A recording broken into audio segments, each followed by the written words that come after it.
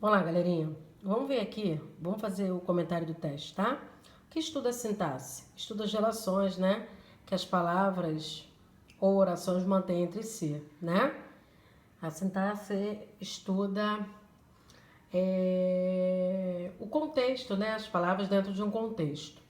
Questão 2. O que são variantes linguísticas? E são as formas que a língua pode apresentar com traços de identificação, né?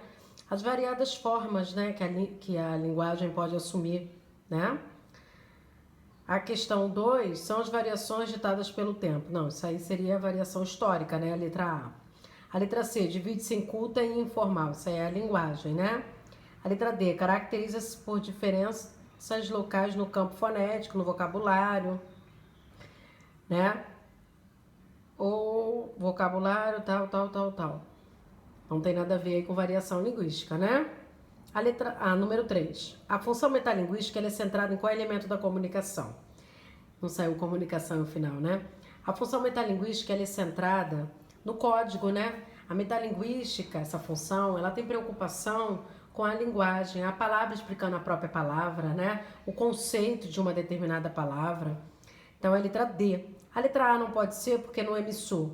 Qual função, né, que enfatiza o emissor? É quando eu tenho aí, na verdade, eu tenho um emissor, né? O elemento da comunicação predominante aí é o emissor, tá? O eu lírico. A letra B. Qual é a função da linguagem, né? Que prestigia aí o receptor, foca o receptor. A função conativa ou apelativa, tá?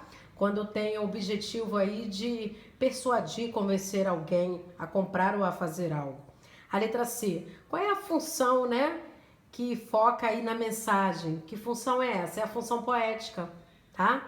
Que observa e tem uma preocupação aí com a mensagem. Vamos para a próxima questão aí agora. Questão 3 nós já vimos, né? Vamos para a questão 4. Qual a figura de linguagem presente na oração? Com meus olhos curiosos vi seu corpo pela primeira vez. Meus olhos curiosos, eu vi. Tá, a gente só pode ver com os olhos, né? Repetição aí, eu tenho uma redundância, não é isso?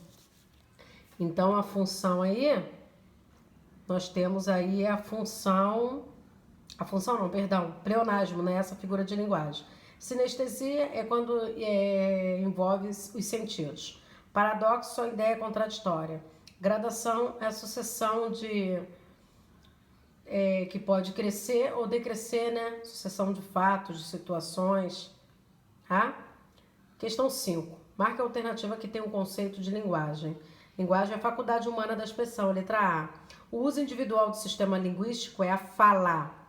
A letra C. Sistema de comunicação compartilhada numa sociedade. Seria a língua, tá? E a letra D. É o registro de um termo formal. Aí quando a gente fala aí de gramática, normativa, de regras, né? Vamos para a questão agora. Questão 6. Aí vem um texto, mandinga. Era a denominação que no período das grandes navegações os portugueses davam à costa ocidental da África. A palavra se tornou sinônimo de feitiçaria, porque os exploradores lusitanos consideram bruxos os africanos que ali habitavam. Né? Aí no finalzinho fala, no texto, evidencia-se que a construção do significado da palavra mandinga resulta do quê? Contexto sócio-histórico, né? A palavra aí, ela acabou virando aí sinônimo de feitiço, né? Questão 7. Não consulte esse dicionário Cajumurro não está aqui no sentido que lhes dão, mas no que lhe pôs o vulgo de homem calado e metido consigo. Dom veio por ironia. Para atribuir-me fumos de fidalgo. Predomina no excerto apresentado quais as funções? Não consulte, não faça, né? Tem o modo imperativo aí, ordem. Eu tenho aí, né? Não consulte, não faça. Tá querendo aí convencer, né? A pessoa aí a não fazer algo, tá mandando, tá estabelecendo ordens, função conativa, né? E metalinguística, quando fala para fidalgo, não está aqui no sentido, eu tenho uma explicação aí. Eu tenho uma palavra explicando a própria palavra. Então, é 7 é a letra D. Vamos para a questão 8. A namorada. Havia um muro alto entre nossas casas, difícil de mandar recado para ela. Não havia e-mail. O pai era uma onça. A gente amarrava o bilhete numa pedra presa por um cordão. O pai era uma onça. Neste verso, a palavra onça está empregada em um sentido que se define como o quê? Enfático, é enfatizar algo? Não. Antiético? Não. Ser metafórico, tem uma metáfora e uma comparação implícita, né? O pai era uma onça, era como se fosse uma onça. Letra D, metonímico? Não, não houve substituição, né? De um termo por outro. A 9. A alternativa em que podemos encontrar um exemplo de catacrese é letra D. Coloque 2 dentes de alho na comida. Catacrese é quando o termo já foi consagrado na língua. Fala o braço de sofá, né? A asa do bule. Eu não tenho outro termo para especificar tais objetos e assim já ficou conhecido na língua. Aquela menina é um doce de pessoa. Eu tenho aí metáfora, né? Comparação implícita. Letra B. Estou lendo Fernando Pessoa ultimamente. Você não está lendo a pessoa. Você está lendo obras que Fernando Pessoa escreveu, né? Eu tenho metonímia, houve substituição aí. Em vez de eu falar das obras, eu falei do autor. A letra C. Estava triste e chorou rios de lágrima. Hipérbole, exagero acentuado, né?